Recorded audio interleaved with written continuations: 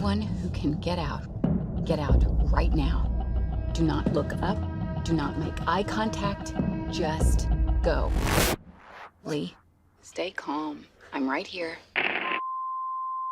Cutting coupons with our mom and, having a pretty strict budget that I knew our household lived under.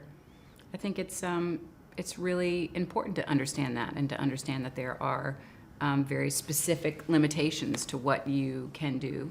And I think in the culture that we live in now, it's even more important to make sure that children understand that.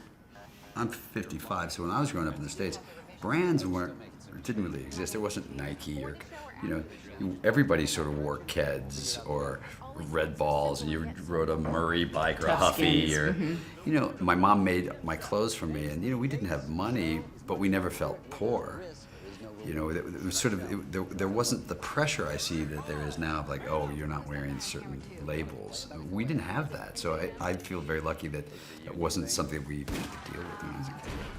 I guess so. I did grow up in a really pretty simple house. I had a single mom, and she struggled to figure out how to support us. And mostly, I supported the family. So that's a very weird way to grow up. It's not like everybody else. My kids are different, They've never had to worry about what tennis shoes they could afford.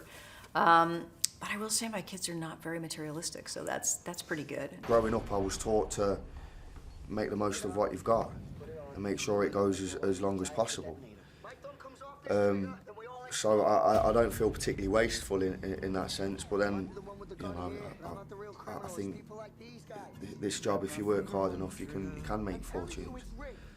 And so, it's good to be wise about it, but I do feel I feel the advantage in being able to remember very clearly what it was to grow up with ball.